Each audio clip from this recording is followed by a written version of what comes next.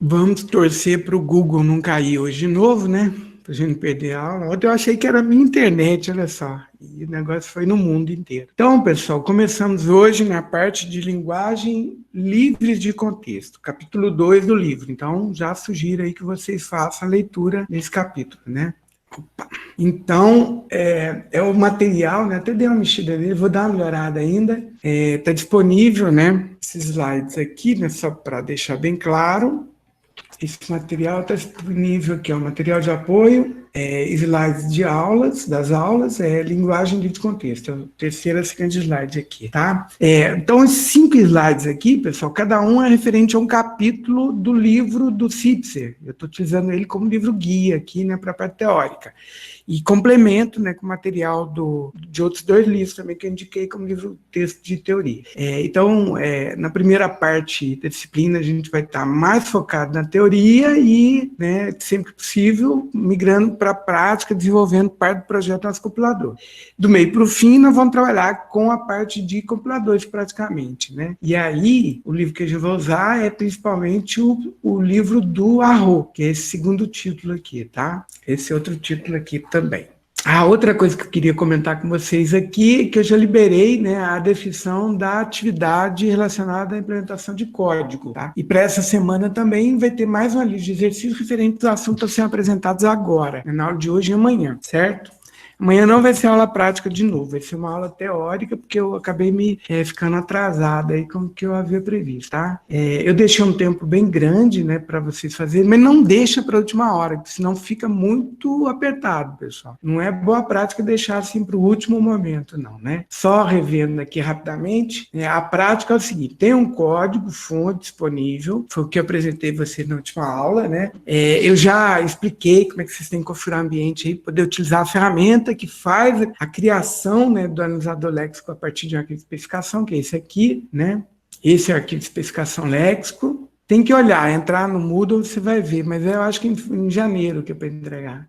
Então, vocês vão ter que modificar esse código aqui, ó, tá? A saída tá de um jeito, vai ter que ficar de outro. Então, vocês vão ter que mudar, inclusive, as ações vão ser realizadas aqui. Basicamente, a extensão que vocês vão ter que fazer é incluir, né, uma regrinha para poder, um padrão léxico, né, uma expressão lá para poder reconhecer literais dentro do arquivo texto, dentro do programa, né? Nossa linguagem originalmente não trabalha com literais, literal não é um tipo pré-definido de linguagem simples, né? Mas a gente vai incluir. E a saída vai ter que ser feito, vocês podem fazer antes, né? Não é para fazer nas férias, vocês podem fazer antes de entrar de férias. Não é difícil de fazer, não. Isso aqui é umas 2 ou 3 linhas que vocês vão ter que incluir de código aqui. Não, o conteúdo da prova é o conteúdo das listas, Eduardo. O conteúdo da prova é o conteúdo das listas, né? Primeira e segunda lista, do primeiro e segunda atividade.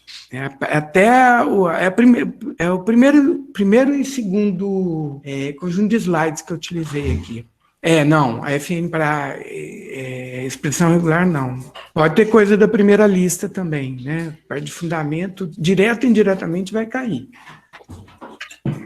Então, só explicando aqui o trabalho, né? Vocês verem aqui, ó. Então, eu mudei a ordem que apresenta. Então, primeiro o tipo e depois o elemento que encontrei no programa-fonte, né? Então, é como se eu pegasse esse programa-fonte aqui e colocasse ele em linha, tá vendo? E cada um dos elementos, né? Eu classifico. Eu tenho a classificação inteira, tá? Inclusive, no exemplo que passei para vocês, o inteiro está com palavra reservada. Na verdade, é tipo, né? Eu fiz essa modificação na aula. Vocês podem rever essa aula, vocês vão ver essa explicação direitinho, tá? Outra coisa aqui, eu havia comentado que ia deixar disponível para vocês também como configurar o ambiente para Linux e para Windows. Na minha aula isso está apresentado, né, mas eu tinha preparado uma aula para configurar Windows e Linux, a parte de programação C para Windows e Linux e para disciplina de programação, eu deixei disponível aqui para vocês também. É um videozinho curtinho, tá? Bem pai bola, né? Mas na aula prática de analisador Lex também eu faço essa apresentação. Então, podem cortar lá e ver como que configura para poder utilizar essa ferramenta. Então, dando continuidade, né? Vamos começar agora. Então, vamos falar agora sobre teoria de linguagem compiladores. Na primeira parte, eu foquei muito numa máquina chamada autômato de pilha, né? Autômato finito, para poder descrever a tarefa de análise léxica. Chegamos até uma forma de expressar essa máquina através de uma expressão regular, né? Através de uma expressão que usam símbolos, né? Representando as operações básicas de união, feijão e concatenação, em que a gente consegue escrever linguagens regulares de modo geral, né? Então, isso daí foi muito útil. A gente viu como é que isso pode ser traduzido em código, né? Através de uma sequência de traduções e representações. E vimos uma ferramenta que nos possibilitou construir o analisador léxico, que é a atividade de código que vocês têm que entregar para mim, né? Nessa aula, eu vou trabalhar muito com gramática, que é uma outra forma da gente especificar a linguagem, tá? Inclusive, gramática regular existe para linguagens regulares. Eu não tratei, né, detalhadamente, mas aqui vai aparecer agora, tá? Quando eu falar sobre gramática geral. E a gente vai estar preocupado também com o autômato, só que é um autômato um pouquinho diferente agora, para tratar com linguagem de contexto, que é o autômato de pilha. É o autômato finito, né, é um autômato de estados finitos também, só que agregado às operações de transição, a gente vai ter operações como uma pilha, né? Essa que é a grande novidade. Então, a gente, além de fazer transições, a gente vai operar uma pilha quando faz essas transições. Então, isso vai dar um poder maior não, quer dizer, a gente vai poder analisar, né, e verificar uma classe de linguagem diferente, que é a linguagem livre de contexto, certo? Esse maior e menor, pessoal, já caí nesse erro, sabe? Se dentro de conjuntos, não é bem assim que funciona, não. A gente até usa parece um gráfico de Venn, né, para representar a pertinência desses conjuntos, mas não é bem assim, sabe? É muito estranho essa discussão, mas a gente vai chegar nesse ponto. Então, vamos lá. A agenda é a seguinte, né? Eu vou falar sobre linguagem de contexto de modo geral, vou falar sobre um formalismo chamado gramática livre contexto, né? E aí a gente vai ver, isso daqui não está no material do Cipser, está no material do Newton, a parte de manipulação com gramática. Como é que a gente transforma a gramática? Assim como a gente transforma autômato, né? Combinando, né? Executando transformações de não determinística, etc. Na gramática, a gente também vai poder mexer nela, né? Mudar ela para poder fazer algumas formas, algumas normas, né? Para extrair alguns elementos que são dispensáveis. Como é que a gente analisa? Como é que a gente reconhece linguagem de contexto? Né? Tem uma máquina especial para essa, que é o autômato com pilha. Nós vamos ver esse formalismo, né, de um modo, mas na hora de implementar, pessoal, o autômato e a pilha, nós vamos manipular. A gente tem como desacoplar, para deixar o autômato fazendo as transições e as operações de pilha sendo executadas em paralelo. Tá? Vocês vão ver quando eu falar sobre ferramentas que implementam, né, esse autômato. Depois nós vamos ver, né, autômatos não livre de contexto, depois nós vamos ver as linguagens livre de contexto determinísticas, né? E aí os paradigmas, dois casos especiais vão ser muito apropriados para implementar linguagens de programação, né? As linguagens de programação estão dentro dessa classe, que é a linguagem livre de contexto, tá? E, na verdade, a gente tem ela, linguagem livre de contexto, mas depois a gente acrescenta o contexto, a gente analisa o contexto, extrai contexto, estendendo essa linguagem, sabe? Vamos chegar nessa discussão também.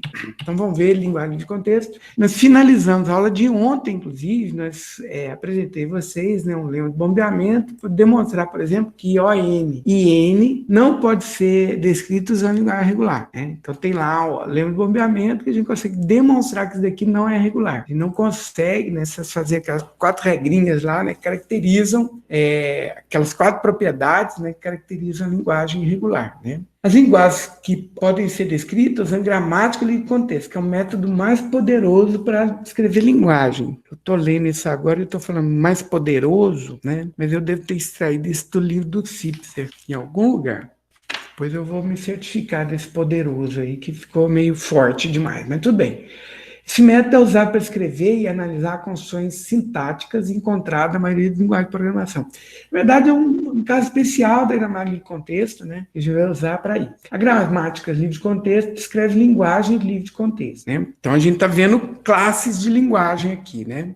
Nós vimos uma classe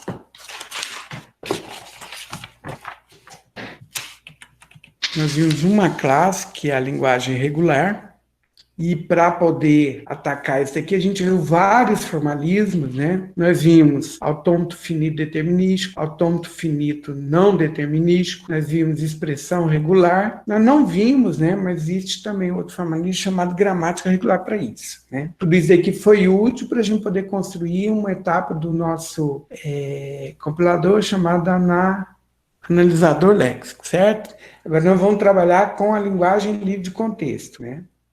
Nós vamos ter vários formalismos, né, para poder trabalhar com isso também, né? Então, nós temos a gramática livre de contexto, certo? Dentro da gramática livre de contexto, duas especiais, né? Gramática LL e gramática LR, certo? Que a gente vai ver para frente. Nós temos autômato de pilha determinístico e autômato de pilha não determinístico, tá? São formalismos que a gente vai usar para descrever as linguagens livre de contexto. Tudo isso daqui vai ser útil, né, no projeto compilador para implementar uma outra etapa chamada analisador sintático. Analisador sintático. Então, é uma outra etapa do compilador, né, que a gente vai ver. Tudo bem? A gramática de livre de contexto descreve linguagem de contexto. Esse método é usado para escrever e analisar condições sintáticas encontradas na maioria das linguagens de programação, que eu dei uma outra forma para isso que eu acabei de falar. Os autômatos de pilha são a classe de máquina que reconhece a linguagem livre de contexto, certo? Então, assim, aqui, na descrição de tudo que a gente... E aqui um desenho, acho que fica mais fácil da gente ver, né? Acho que eu vou colocar depois essa ilustração aqui. Só o texto parece que não explica tanto quanto esse desenho aqui, né? Tudo que a gente está vendo. Sequência de coisas que a gente está vendo. Então, vamos lá? Gramática de contexto, né? Tem uma definição formal, tem exemplos, como é que a gente projeta. Tem uma característica muito interessante, pessoal, que aparece em gramáticas de linguagens naturais, que é a ambiguidade, né? Vem uma coisa de ambiguidade que eu vi outro dia, que foi bem interessante. Eu vou lembrar. Mas, assim, é coisa que acontece em linguagem natural e que a gente não quer encontrar em linguagem de programação, né? A linguagem de programação pode ser ambígua. Ambiguidade no sentido de ter... ambiguidade em linguagem significa ter mais de um sentido, eu conseguir extrair mais de um significado daquela construção. Isso não é interessante, né? E aí existe uma forma da gente usar, né, a gramática de contexto, chamada forma normal de Chomsky, que tem nesse material, achei bastante interessante, que é uma sequência de transformações que a gente consegue realizar para padronizar a forma da linguagem, né? Essa forma normal de Chomsky aqui, pessoal, esses formalismos depois aparecem também na hora que a gente especifica, né? Existem outras formas normais, né, para gramáticas, úteis, por exemplo, para a linguagem de programação.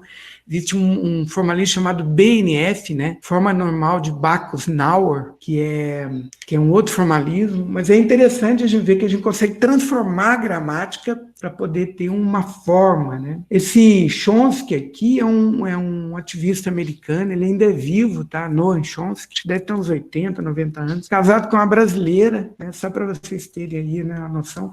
É um cara que contribuiu demais, né? Estava no início, lá em 1950, 60 e tal, quando eles estavam criando todos esses formalismos que a gente estuda hoje, né, em teoria de linguagens, esse cara estava lá e ajudou, né, a construir isso que a gente tem hoje.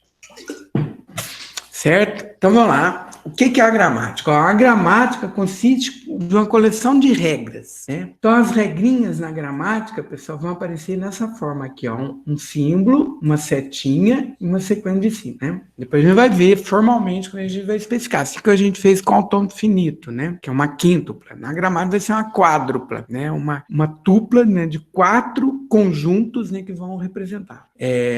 Então, o que é isso daqui, né? A gente vai ler essas regrinhas aqui, a gente vai ler como sendo regras de substituição, né? E a gente vai ter várias formas de traduzir a aplicação dessa regra, né? E aí a gente vai ter, né, no lado esquerdo, normalmente, uma variável, né, da regra, e no lado direito, uma sequência de variáveis e símbolos terminais, certo? Por exemplo, A aqui nessa regra é variável, né? Se ela é variável, então ela aqui no lado direito é uma variável também, não muda o significado dela por estar no lado esquerdo e no lado direito. No lado esquerdo, normalmente, só tem variáveis variáveis.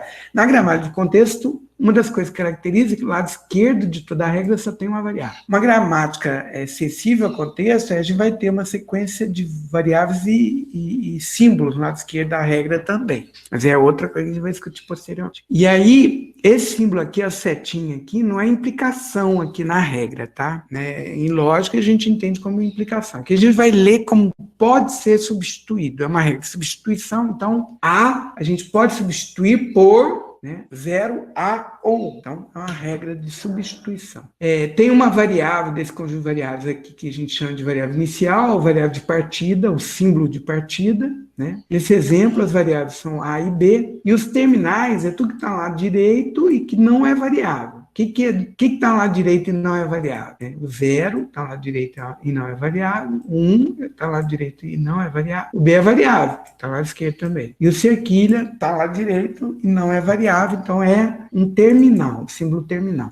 A palavra terminal vai ter um sentido também quando a gente pensar, a aplicação dessas regras na formação de uma árvore, Então, os terminais vão ser onde são símbolos terminais dessa árvore, São ramos terminais, que terminam. Terminam por quê? Porque a gente não faz substituição a partir desses símbolos, As variáveis a gente pode substituir, agora os terminais a gente não substitui. Tudo bem? Pessoal, podem escrever aí, eu estou com o chat aberto aqui, tá? Consegui fazer agora um esquema de compartilhar uma tela, das duas telas do Linux, tá? Então, aí eu continuo com o chat aberto, só que eu não preciso, ele não fica aparecendo aí para vocês. Eu consigo um espaço maior aqui na tela que eu estou fazendo minha apresentação. Então, vou lá, dando continuidade. Então, beleza.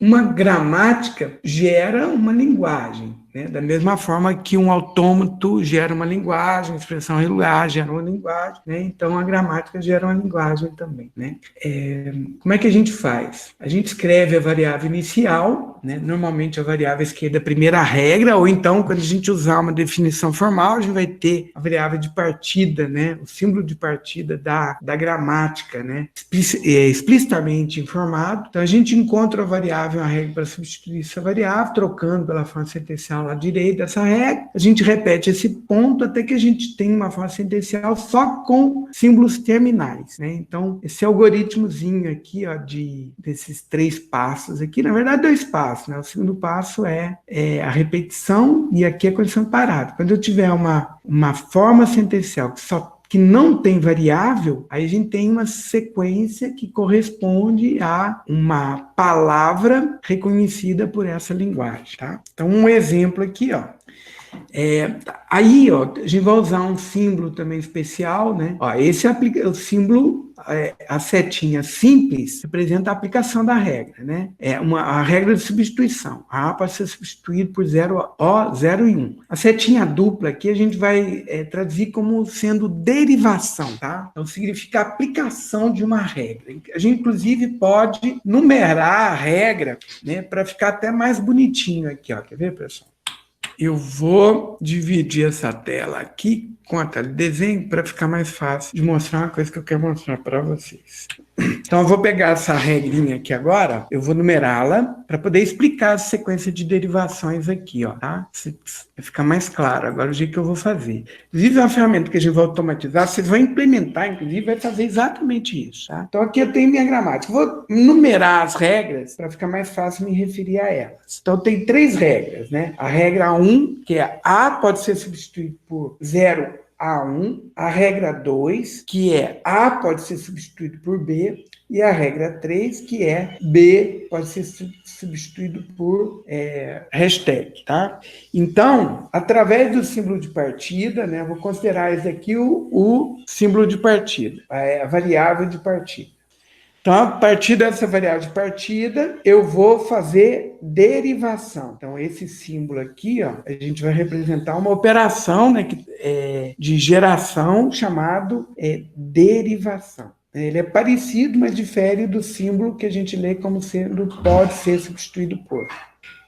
Certo? Então, na derivação, eu vou indicar que regra que eu estou aplicando, tá? Então, o A pode ser substituído por 0 A1, Então, eu vou aplicar a primeira regra, esse A vai virar 0 A1. e 1, tá? Essa sequência de símbolos aqui só tem terminais? Não, né? Eu tenho um símbolo aqui que é não terminal, que é o A. Então, eu posso aplicar agora a regra de novo, substituindo esse A por 0A1, né? Vou aplicar a regra 1 de novo, né? Substituindo esse A aqui. Então, no lugar desse A, tá? É substituição mesmo, como se fosse um editor de texto, né?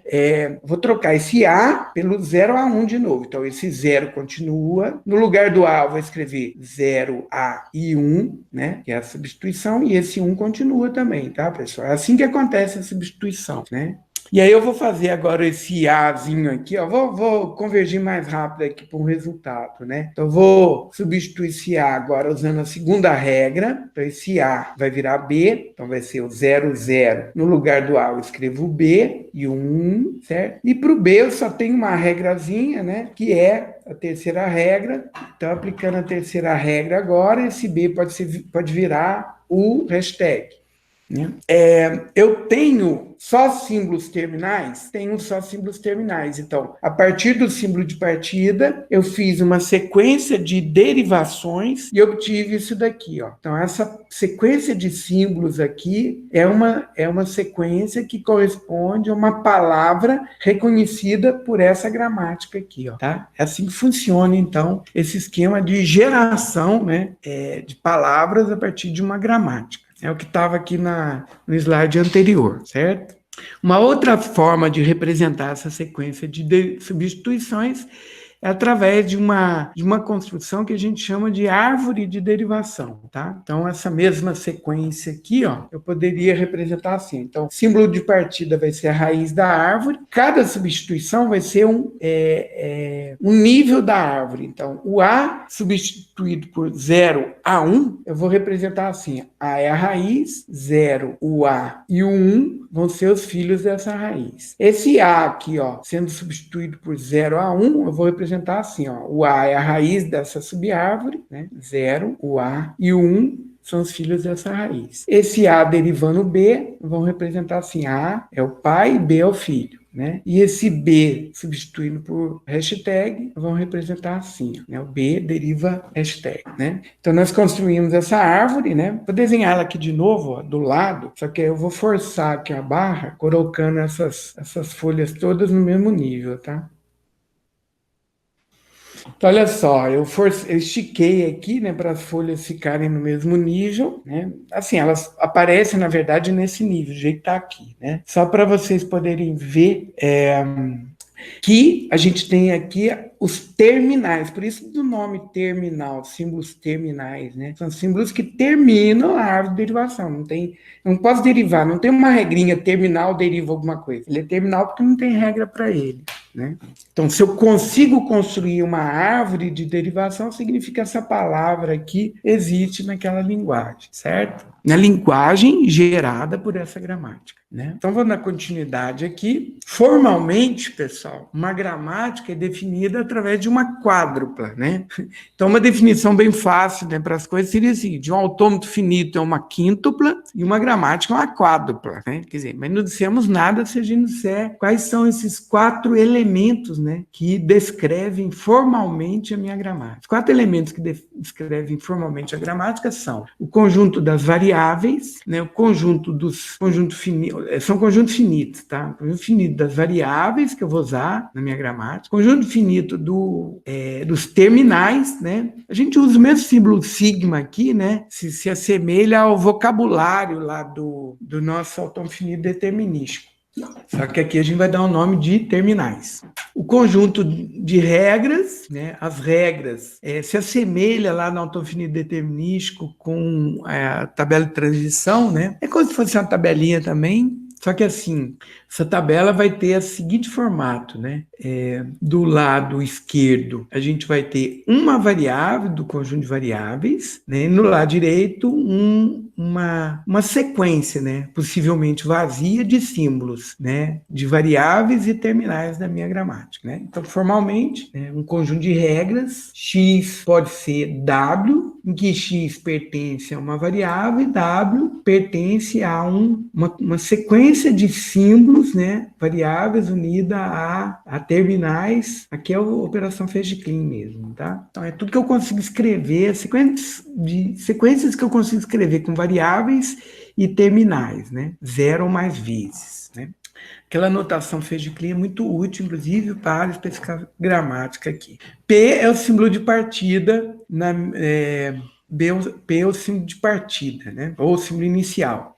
A gente pode ter mais de uma variável, mas as palavras que são reconhecidas pela gramática definida, são aqueles que eu consigo gerar a partir do símbolo de partida, né? Se eu gerar a partir de outra variável da minha gramática, vai ser uma sequência parcial, mas não é uma palavra inteira que a minha gramática reconhece, tá? Então, da mesma forma, né, a linguagem gerada por essa gramática, a gente formalmente pode especificar assim, né? São sequência de símbolos terminais, né? Tal que, se eu começar do símbolo de partida, a partir de zero ou mais derivações, eu chego nesse terminal, né? Aqui eu acho que poderíamos escrever uma ou mais derivações, né? Porque o símbolo de partida vai ser uma variável, né? E não vai estar no conjunto sigma, né? Então, vai ser uma ou mais derivações para poder gerar a palavra aqui, certo?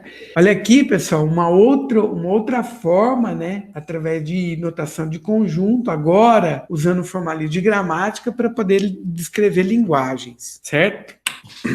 Aqui, ó, primeira vez que eu falei sobre linguagens para vocês, eu falei assim, ó, dado um conjunto de símbolos, né, um vocabulário, um conjunto de símbolos. Então, formalmente, uma linguagem é um subconjunto próprio ou igual de tudo que eu consigo escrever com esse conjunto de símbolos, né? Então, formalmente é isso. Aí nós vimos um formalismo chamado autônomo finito, né? E aí ele é descrito formalmente, né, através de uma quíntupla, né? Quais são mesmo? É o conjunto de estados, o vocabulário, função de transição, desse conjunto de estados, qual que é o estado inicial, e desse conjunto de estados, quais são os estados finais. Nós vimos isso. E vimos uma operação, né? Duas operações, na verdade. Uma operação que é a operação, por exemplo, de configuração instantânea, né? Então, dou um estado e uma palavra, aí eu faço uma transformação, né? Que vai virar o quelinha e a palavra W, né? Então, a gente viu outro formalismo que é o seguinte, uma linguagem, né? Uma linguagem regular, por exemplo, a gente conseguia descrever através de um tom finito, formalmente da seguinte forma. Então, a linguagem, né, gerada por essa máquina aqui é igual ao conjunto de palavras que pertence, né, a esse sigma asterisco, tal que, começando a configuração instantânea, que é estado inicial e essa palavra, executando, né, um ou mais transformações, né, dessa configuração instantânea, eu chego, né, numa configuração assim, ó. Eu consumo a palavra toda e chego num F, né, e esse F é uma pertence ao conjunto de estados finais, né? Então, esse é um formalismo. Agora, outra forma da gente representar agora é uma linguagem, né,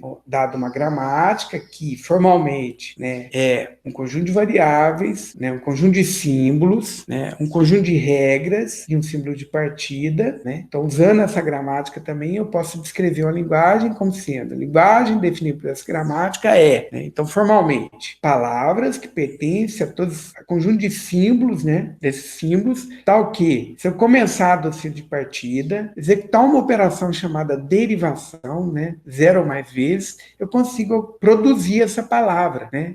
Essa palavra, as transformações aqui, são realizadas aplicando as regras dessa gramática. Então, se eu começar do símbolo de partida, aplicando regras dessa gramática, eu conseguir produzir essa palavra, então essa palavra pertence à linguagem definida por essa gramática, certo? Então, formalmente, parece que eu estou escrevendo grego aqui, né? Mas aqui eu estou usando todas as notações, né? Ó, notações matemáticas que foram apresentadas aqui para formalizar autônomo finito, gramática e etc, tá, pessoal? Então, numa única linhazinha aqui, ó, tem toda uma teoria, um contexto, né? Uma série de operações, né? Que a gente começa a visualizar quando a gente está usando esse tipo de notação, tá? Assusta num determinado momento, mas é muito rico, assim, como linguagem também, né? Vamos imaginar a matemática como uma linguagem também, né? A gente tem expressões e significados e notações, né, que a gente utiliza para poder passar a transmitir ideias, né, pessoal? Então, eu recuperei isso daqui, é bem legal fazer esse link, né, que eu falo sobre linguagem em vários momentos, e cada momento temos aqui um modo especial, né, da gente representar isso aí. Outra coisa muito legal é o seguinte, que disso tudo aqui a gente traz algoritmo, tá, pessoal? O legal da matemática na computação, matemática discreta principalmente, que ela é bem aplicada, né? A gente consegue transformar essas ideias depois em códigos, né, para resolver problemas dentro do domínio da computação, certo? Então, vamos lá.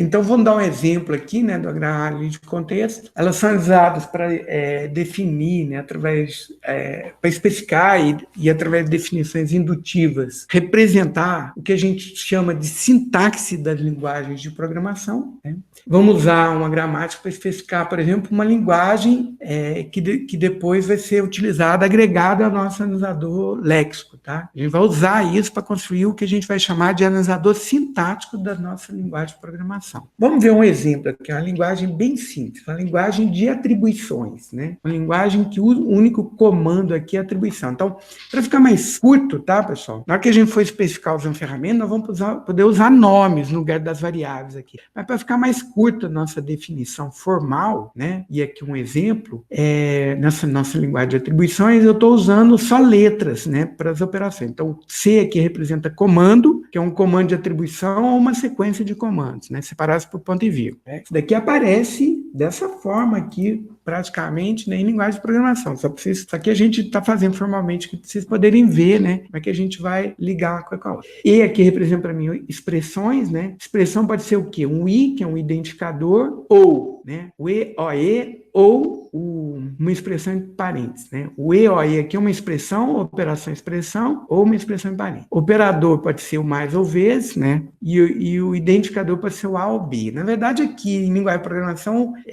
a gente vai ter uma regrinha para identificador, vocês já viram, né? É qualquer nome que não está reservado, que começa com letra. Qualquer nome que não está reservado começa com letra, né? E não tem espaço, só tem letras e números, né? Vai ser identificador para mim. Então, o I aqui vai ser reconhecido através de uma classe, né, através de uma expressão regular, né, o vínculo dessa regra aqui com o léxico nós vamos estudar depois, né, mas aí essa gramática bem simples aqui, né, especificada basicamente através dessas regras aqui, formalmente é descrita aqui, ó, qual que é o conjunto de variáveis? Essa daqui. Qual que é o conjunto de símbolos da minha, né, que vai corresponder a programas válidos, né? É esse daqui. Qual que é o conjunto de regras? Esse daqui. Qual que é o símbolo de partida? É o C, né? Eu posso construir expressões válidas, posso construir operadores válidos, posso construir identificadores válidos. Mas assim, vai pertencer à linguagem definida por essa gramática, as coisas que eu consegui produzir através de uma sequência de derivações a partir do símbolo de partida C, tá? É assim que funciona. Uma coisa que fica aqui subentendida, pessoal, é o seguinte, na verdade tem mais de uma regrinha para C, né? Só que ao invés de escrevê-la aqui, ó, eu tô aqui, ó, uma coisa mais simples que eu tô fazendo aqui, né? A minha gramática, na verdade, seria assim, ó. Minha gramática seria assim, ó, C pode ser I, recebe, aqui é o símbolo de atribuição, é um símbolo só, tá? Mas são dois caracteres, né, para representá-lo, mas é um símbolo só, recebe expressão. C pode ser C, ponto e vírgula C. Né? São duas regras, na verdade. Mas para não escrever essas duas regras, eu estou colocando essa barrinha vertical aqui, né? Como se fosse alternativa, tá? Então, comando pode ser uma atribuição, né? Um identificador recebe expressão, ou, né? Que a gente está lendo como ou comando pode ser comando, ponto vírgula, comando, uma sequência de comandos. A mesma coisa aqui para expressão. Ó. Expressão pode ser identificador, expressão pode ser uma expressão, operador expressão, ou expressão pode ser uma expressão de parênteses, tá? Então, para ficar mais curtinho aqui, eu tô usando isso. Operador pode ser o mais, operador pode ser o vezes, e para finalizar, né, identificador pode ser o A, o identificador pode ser o B. Então, essa é a minha gramática toda. Ao invés de escrever formalmente dessa forma com todos os elementos, eu posso só escrever as regras, tá, pessoal? Vai ficar subentendido, ó. C é o símbolo de partida, que é uma das definições que eu tenho que fazer formalmente. Por que o C vai ser o símbolo de partida? É o que está à esquerda da primeira regra, tá? Então, por definição, ele vai ser o símbolo de partida. O que é variável, que é outra coisa que eu preciso especificar? É tudo que está no lado esquerdo, tá? E o que é o sigma? Né? É o que não é variável. Então, dessa forma, eu consigo representar, né, a minha gramática só através da sequência de regras. Né? E aí eu não preciso especificar todos esses conjuntos aqui. Tudo bem? Lado esquerdo e lado direito é assim, né, pessoal? C pode ser C, ponto e vírgula, C. Né? Esse é o lado esquerdo da regra. E esse daqui é o lado direito da regra, tá? A regra de substituição, no caso. Tudo bem? Ó, isso posto, né, nós podemos agora, com essa gramática, por exemplo, gerar um programa que essa linguagem reconhece, essa linguagem de atribuições, né? Então, por exemplo, esse programa aqui, ó, A recebe A mais B, ponto e vírgula, B recebe A, pertence a essa gramática? Como é que a gente prova isso? Através de uma sequência de derivações, né? Então, através dessa sequência de derivações aqui, ó. Ou através de uma árvore de derivação. Talvez fique mais fácil da gente ver, ó. C pode ser C, ponto e vírgula, C, né? Estou aplicando que regra, pessoal? Estou aplicando... Vou numerar minhas regras aqui, só para a gente saber. Né? 1, 2, 3, 4, 5, 6, 7, 8 e 9, tá? Então, que regra que eu estou aplicando aqui? Estou aplicando A2, né? Então, esse A recebe A mais B. Como é que a gente vai derivar isso? Né? Esse C eu vou derivar para identificador recebe expressão. Esse identificador aqui eu vou derivar para A. Essa expressão eu vou derivar para expressão, operador, expressão. Essa expressão aqui eu vou derivar para identificador. Esse identificador eu vou derivar para A, né? Esse operador eu vou derivar para mais. Essa expressão eu vou derivar para identificador, que vai derivar para B. Né? Então, finalizamos esse lado. Ó. Só temos terminais aqui. Do mesmo jeito, a gente vai ter do lado de cá, né? Esse comando vai ser o identificador, o símbolo de atribuição, uma expressão. Identificador vai ser B. Essa expressão vai derivar identificador, que vai derivar A. Né? E aí a gente tem nossa árvore de derivação para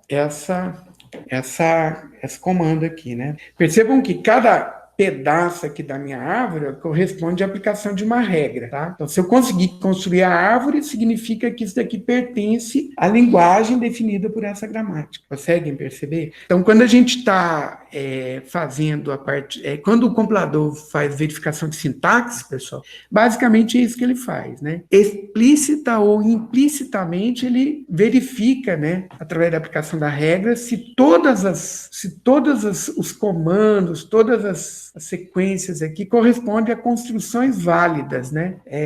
Tem alguma regrinha que determina como é que aquela operação tem que ser realizada. Quais sequências de símbolos que correspondem àquela operação, por exemplo, de atribuição, né? De comando, né? De expressão. Então, cada um desses elementos aqui da sintaxe da linguagem de programação vai ter uma regrinha. Se eu consigo construir a árvore de derivação, se eu consigo produzir essa árvore, significa que o meu programa está sintaticamente correto. Se ficar faltando algum elemento, por exemplo, faltou um ponto e vírgula, ele não vai construir essa árvore, vai conseguir construir essa árvore. Porque ele lê esse símbolo aqui, ele vai falar, opa, mas para poder ter esse símbolo, tinha que ter um ponto e vírgula. Está faltando um ponto e vírgula. Né? É assim, então, que os compiladores conseguem reconhecer. E nós vamos ver como é que isso pode ser automatizado. Né? Tudo bem até aqui? Eu fiz através da árvore de derivação através de derivação, pessoal, a gente vai demorar muito, né? Porque eu tenho que fazer muitas substituições, né? E aí eu fico repetindo, né? A árvore de derivação, ela não escreve como as substituições foram feitas, né? Ela apresenta para mim a sua forma final, né? Quer dizer, na hora que eu vi aqui, eu estou vendo o resultado final. Eu não sei quais substituições, em que ordem foram feitas. Então, mas são duas formas distintas, né, da gente representar a aplicação dessas regras, né, através de derivações e através de árvore de derivação, certo? Então, aqui uma outra gramática, olha, só que agora essa gramática só tem uma variável, que é o S, só tem dois símbolos, né, que é o A e B. Esse é o conjunto de regras, e o símbolo de partida é a única variável, né? Só tem uma variável, é ela mesma, né? Eu poderia ter descrito essa gramática de forma mais simples, né? Ao invés dessas três regras, poderiam ter escrito simplesmente assim, ó. S pode ser ASB ou SS ou nada, tá? Aqui o E comercial significa uma cadeia vazia também, uma sequência de 0 símbolos, né? Tudo bem? Qual que é a linguagem reconhecida por essa gramática aqui? Ó? Chama essa gramática aqui de G3, né? Qual que é a linguagem reconhecida pela gramática G3, pessoal, né? Então, aqui tem algumas cadeias que a gente consegue, né? Ali ele está falando, essas são as cadeias que eu consigo verificar aqui nessa linguagem. Ó. Por exemplo, essa ABAB, ela pertence. Como é que eu consigo demonstrar isso? Vamos fazer através de sequência de derivações. Aqui agora fica mais fácil, né? Eu vou chamar essas regras assim, ó. Numerar assim, ó. S pode ser ASB, S pode ser SS e S pode ser nada. São as três regras, né? Da minha gramática. Então, eu vou numerar aqui, ó. Quero chegar nesse ABAB. Qual derivação aqui que eu tenho que fazer para poder produzir esse ABAB? Tá vendo? Aqui agora a gente tem que ficar tentando adivinhar, né? Que regra que eu tenho que aplicar. Imagina o compilador ficar tendo que tentar isso, né?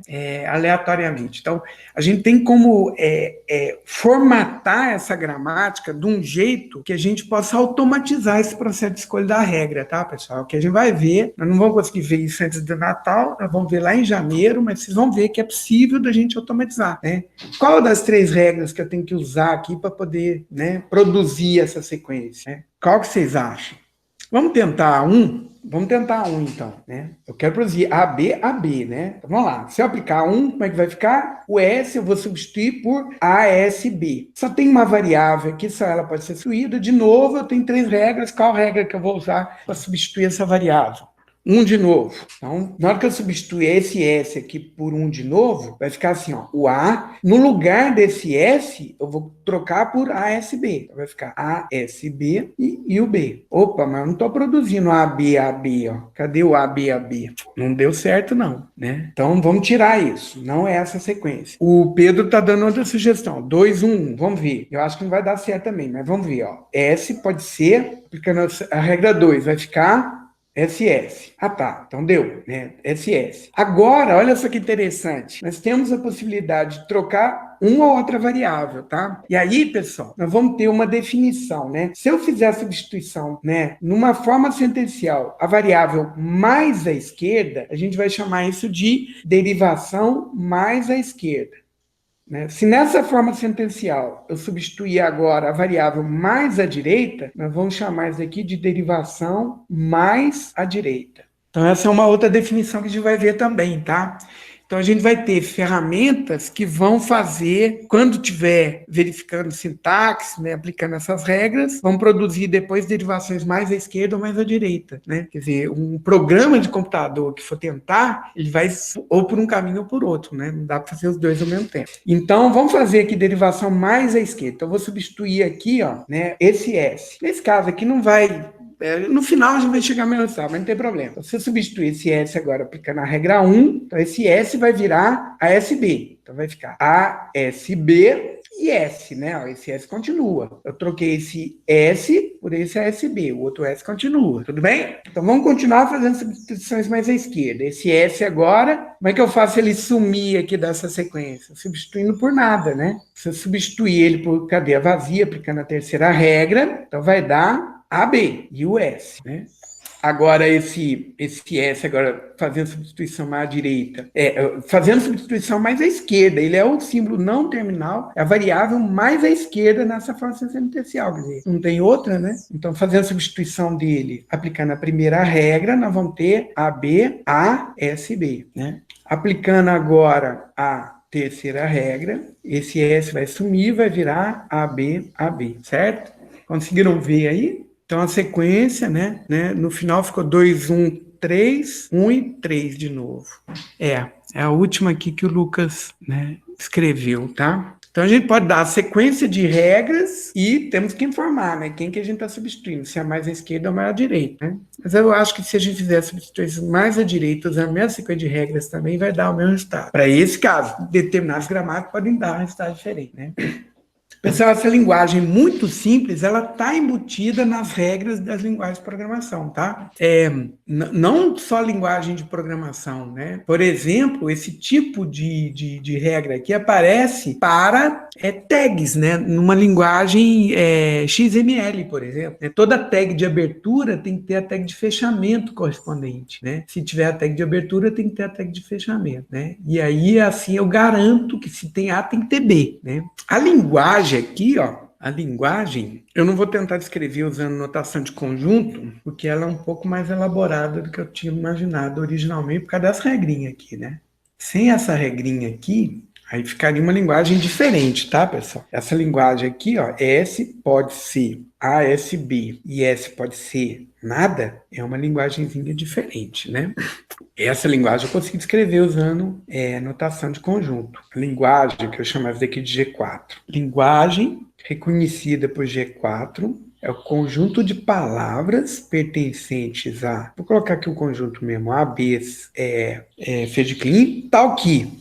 Não, poderia representar até de outro jeito, Poderia falar assim, usando outra notação. É o conjunto de AN, BN, tal que N é maior ou igual que zero. Olha só, usando notação conjunto, eu consigo escrever para essa linguagem aqui todos os elementos. Eu não consigo imaginar agora, por causa de ter essa possibilidade de a gente ter sequências intercaladas aqui, né? Como é que a gente poderia usar a notação conjunto para representar essa outra aqui, tá? Mas, tudo bem. Alguém falou se aqui, na hora que ele estava falando sobre escrever os assuntos para a primeira prova, né? Se da primeira lista vai cair. Olha, eu estou usando o assunto da primeira lista aqui para explicar um monte de coisa para vocês, né? Olha aqui, notação de conjunto, aquela representação de repetição de símbolo, né? Tem uma série de noções aqui que estão sendo escritas aqui, tá? Então, vamos dar continuidade. Como é que a gente projeta GLC, né? Aqui eu estou falando GLC para construir para a linguagem regular é bem fácil, né? E aí já estou deixando aqui subentendido que se é de linguagem regular, eu consigo reconhecer usando gramática de contexto, tá, pessoal? Depois nós vamos ver como classificar essas linguagens, mas dá para subentender que que eu consigo fazer com linguagens regulares, eu consigo fazer com linguagem livre de contexto também, né? Linguagem de contexto, eu consigo fazer mais do que eu consigo fazer com o ferramental que eu tinha para linguagens regulares. É mais ou menos isso a noção que eu quero dar para vocês aqui agora. Mas basicamente, né, assim como o AFD, a gente, para poder produzir gramática de contexto, a gente tem que ter criatividade, né? Essa parte, né, do autoinfinito, por exemplo, para eu não ter que pensar o autoinfinito, eu posso pensar em expressão regular, né, que a gente consegue talvez se expressar melhor usando expressão regular. E aí, a partir dele, eu consigo construir autoinfinito determinístico, foi o que a gente viu, né? Mas mesmo assim, a gente tem que ter criatividade para produzir expressão regular, né, para poder chegar no autoinfinito determinístico. Na gramática de contexto também, né? Para a gente poder construir a gramática de linguagem de programação, a gente tem que criar essas regrinhas, né? Então é necessário alguma criatividade. Tem algumas regrinhas, né? Então, por exemplo, assim como lá na autoinfinito determinístico, às vezes a linguagem de contexto é a união de mais de uma linguagem, né? Então, por exemplo, eu tenho essa linguagem aqui, de zeros seguidos pela mesma quantidade de uns, né? Ou então uns seguido de mesma quantidade de zeros, né? Como é que a gente pode construir isso daqui, né? Então, a gramática para a primeira linguagem é essa, né? 0, S1, 1 ou nada, né? Eu tinha até já previsto aqui, né? Uma coisa parecida, tá vendo? O A e o B aqui é o 0 e 1 no caso, né? E a outra linguagem seria uma coisa parecida, né? Para a gente compor essas duas linguagens aqui, é só fazer uma alternativa. O S pode ser uma coisa ou a outra, né? A gente usa essa barrinha aqui, uma regra a mais, né? Um novo símbolo inicial que dá partida para construções de uma linguagem ou outra, né? Seria uma alternativa de a gente construir linguagem nesse formato. Para transformar, por exemplo, para linguagem regular, se eu tenho um autômato, é bem fácil, né? Então, pegue uma variável R1 para cada estado do meu autômato. Adicione R1 a RJ na gramática se a gente tem uma transição dessa no meu autômato finito determinístico, certo? Se tem uma transição QI vai para QJ através da leitura do símbolo A, aí eu vou criar uma regrinha dessa daqui na minha gramática, né? E eu vou gerar um RI deriva nada se o símbolo QI for um estado de aceitação. Faça o R0 símbolo partida se Q0 é o estado inicial no autômato finito determinístico. Então vamos pegar aqui e construir uma gramática. Rapidamente, isso aqui não tinha também previsto uma... Vamos pegar uma gramática bem simples aqui, ó. Um autômato. Um autômato que só tem esses dois estados aqui, né? Então o que está dizendo ali para mim? Como é que eu vou transformar isso aqui, ó? Cada estado vai ser uma variável. Então, tem dois estados, né? O A e B, vou ter duas variáveis, A e B. E agora, como é que eu vou construir as regras, ó? Então, quais são as transições aqui, ó? Vou dizer as transições, né? Então, A, lei 0, vou para B. A, lei 1, vou para A. B, lei 0, vou para B. B, lei 1, vou para A. Né? Essas são as transições.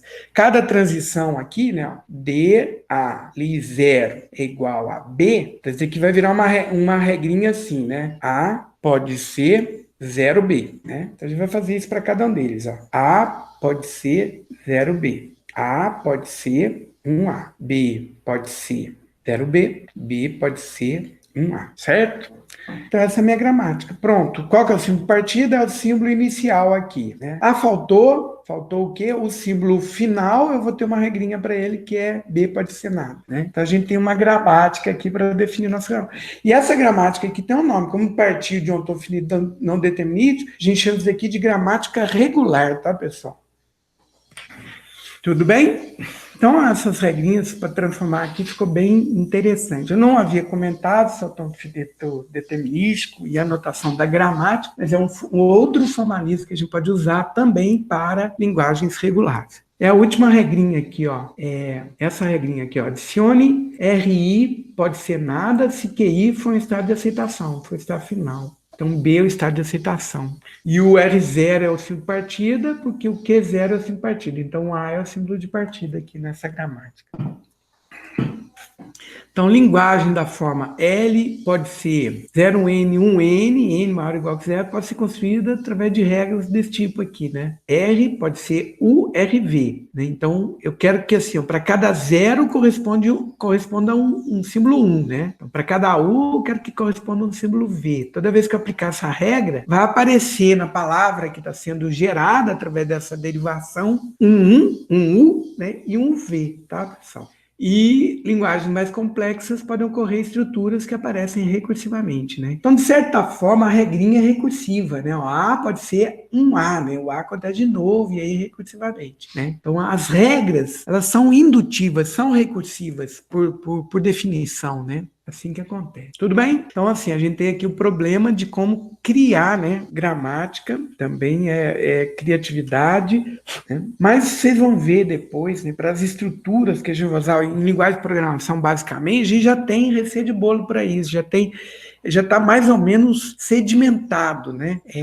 As linguagens são mais ou menos padronizadas com relação às regras, né? Isso tudo tem a ver com os formalismos que a gente usa para especificar a linguagem de programação, tá, pessoal? E para evitar ambiguidade, outra questão que a gente quer resolver quando a gente está trabalhando com linguagem de programação também, né?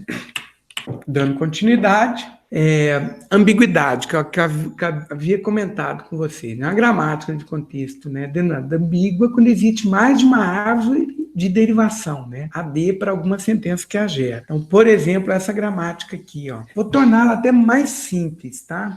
Não, ela tá boa. Do jeito que tá aqui, não vou torná-la mais simples, não. Percebam que, para produzir esse T, pode ser T mais T, a gente tem duas formas diferentes. No caso da soma, não teria problema nenhum, né? Mas no caso da multiplicação, pessoal, teríamos problema sim. Esse que eu quero mostrar para vocês agora. Suponha que eu quisesse derivar isso daqui, ó. Exemplo, ó, suponha que a palavra que eu quero gerar é o T vezes T mais T, certo? Então, existem duas árvores de derivação para ela também, ó. E pode ser. Eu posso derivar o E mais E primeiro, né? E esse E agora vai derivar o E vezes E. Esse E vira T, esse E vira T e esse E vira T, né? Então, eu tenho, ó, T vezes T mais T, representado nessa árvore de derivação. Uma outra árvore de derivação possível, ó, o E, eu posso aplicar agora, ao invés de aplicar, né? Vamos olhar aqui, ó, como é que eu estou derivando, né? Aqui eu apliquei qual das regras? Deixa eu numerar as regrinhas aqui só para ver, ó. E pode ser E mais T, o E pode ser E vezes T, E vezes E, E pode ser T. São as três regras. Que regrinha que eu apliquei aqui primeiro? A primeira regra. Agora eu posso construir minha derivação aplicando a segunda regra primeiro. Então, E vezes E, né? E aí, esse E aqui já vira T, esse E vai virar E mais E, esse E vira T, esse E vira T. Se a gente olhar, a gente tem a mesma expressão representada aqui, ó. É o T vezes T mais T. T vezes T mais T, né? Se eu fizer um percurso em pré-ordem nessa árvore aqui, né? Escrevendo só as folhas, pessoal, a gente vai ter essa expressão, ó. T vezes T mais T. T vezes T mais T. T vezes T mais T. Estão vendo? Então, tudo bem, as duas árvores geram a mesma expressão. Só que tem um significado, tá? Na hora que a gente for extrair código, né, dessa expressão, para poder efetuar o cálculo, podemos gerar a sequência de código de máquina, né, que resolve a expressão em linguagem de programação. Uma questão é a seguinte, quer dizer, qual a operação que deve ser resolvida primeiro? A multiplicação, concorda comigo? Então, quanto mais distante da raiz, antes essa operação vai ser realizada, tá, pessoal? Então, a árvore que melhor representa, né, a sequência de operações que deve ser realizada é essa aqui, né? Só que a minha gramática é ambígua. Eu posso gerar duas árvores de derivação distintas que comprovam, né, que geram essa minha palavra, essa minha expressão aritmética. Só que somente uma das duas é que representa de forma mais correta, né, com relação à precedência que existe das operações de soma e multiplicação, a sequência de operações que deve ser realizada para resolver essa expressão, né? Então, essa gramática, do jeito que está aqui, ela é ambígua, né? E a gente não vai querer ela. Existe uma outra gramática, né, que a gente consegue escrever para a mesma linguagem sem ambiguidade. Pronto, ó. Essa outra gramática aqui eu não vou conseguir, não vou ter duas opções diferentes. E aqui ela está tratando de forma correta. Agora, como que isso resolve, nós vamos ver posteriormente, tá? Essa é uma gramática não ambígua, essa é uma gramática ambígua, para a mesma linguagem de programação. As duas reconhecem a mesma linguagem de programação. Só que para algumas palavras dessa linguagem eu tenho mais de uma derivação distinta. Essa daqui não. É possível a gente transformar a gramática, tá? Dar outras formas para ela, né? A gente vai ver várias transformações. Uma delas é a forma normal de Chomsky. Forma normal de Chomsky, eu vou colocar todas as regras desse jeito aqui, ó. Tem uma outra forma que é a forma normal de Backus-Naur, né? Que é a BNF, né? Se vocês consultarem a linguagem de programação em BNF, vocês vão ver que, né? Vocês vão ver que a grande maioria delas a gente tem uma BNF, uma especificação da linguagem, da gramática da linguagem, usando uma forma normalizada, né? Esse forma normal de Chomsky é só para ilustrar como é que a gente consegue fazer esse tipo de transformação. O livro do Sipser trata isso em detalhe. Então, por exemplo, é possível construir qualquer gramática para que todas as regras tenham essa forma aqui, ó. Ou uma variável deriva duas variáveis, né? Pode ser substituída por duas variáveis, ou uma variável pode ser substituída por um terminal, né? Então, todas as regras vão ter essa forma. Como é que eu faço isso? Tem um teorema para isso, depois tem a demonstração, mas não vou chegar nesse detalhe não, tá? Eu vou mostrar aqui uma sequência de substituição. Aqui a prova, na verdade, é uma prova por construção, né? Como é que a gente vai transformar todas as regras para ficar desse jeito. Então vamos ler aqui, ó. Então a gente vai acrescentar mais uma regra inicial, né? Algumas transformações de gramática a gente vai fazer isso. Tem que criar uma nova regra inicial. Então vai ter um novo símbolo inicial derivando para o símbolo inicial original da gramática, tá? Isso tudo para que ele não apareça no lado direito de nenhuma regra. Então, o símbolo inicial, dessa forma, eu garanto que esse símbolo inicial novo não vai aparecer no lado direito de nenhuma regra. Depois a gente remove as regras I, né? Todo A deriva E, então se tem assim uma regra. Se tem um A deriva I e tem uma regra R deriva UAV, para eu eliminar essa regrinha A deriva E, é só substituir o A, né? A gente vai adicionar a regra, vai ter o A, R deriva UAV ou o V. Quer dizer, eu já faço, é como se eu fizesse já a substituição na regra dessa regrinha aqui do A deriva I, né? Percebam que na forma normal de Chomsky não tem esse A deriva I, né? Tudo bom? É possível, então, a gente eliminar as regras, substituição para cadeia vazia da minha gramática, né? Se a gramática não tiver cadeia vazia como possível, né? Então, a gente coloca ele só para o símbolo de partida, esse símbolo aqui. Se tem mais de um, tá, pessoal? Então, essa regra R pode ser UAVAW, então nós vamos ter que substituir mais um lugar. Vai ter, além dessa regra, vai ter R pode ser UVAW, R pode ser UAVW e R pode ser UVW.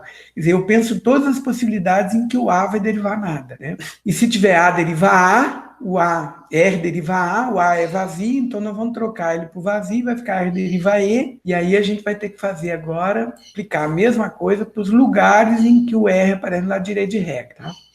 A gente pode substituir regras unitárias, né? A deriva B. Como é que eu faço? Se B deriva U, então já posso trocar A deriva U direto, né? Agora, essa que é mais interessante para a gente quebrar, né? Você tem uma regra que tem mais de um símbolo lá direito. Como é que eu vou reescrever essa regra para só ter duas variáveis, né? Então, eu vou quebrando essa regra aqui, ó. Então, eu faço A deriva U1, A1, aí o A1 deriva U2, A2 deriva. E eu vou quebrando essa regra em duas regras, né? Para que todas tenham só dois, né? E aí a gente vai fazendo isso até conseguir reverter toda a gramática. Eu vou mostrar a sequência aqui, depois no livro tem a explicação dela detalhada, pessoal, mas só para vocês verem, ó. Então, por exemplo, eu tenho essa gramática aqui, eu quero torná-la, né? Transformar ela para essa forma normal de Chomsky. Então, como é que eu vou fazer, né? Então, a primeira coisa é criar uma regra, um novo símbolo inicial, S0, que deriva o símbolo inicial original da minha gramática. Pronto. Fizemos isso, o resto eu só copio agora. Agora a gente vai remover o B deriva E e o A deriva E, né? Quer dizer, na verdade é o B que deriva E aqui. Só que como o A deriva, o A pode ser substituído por B, então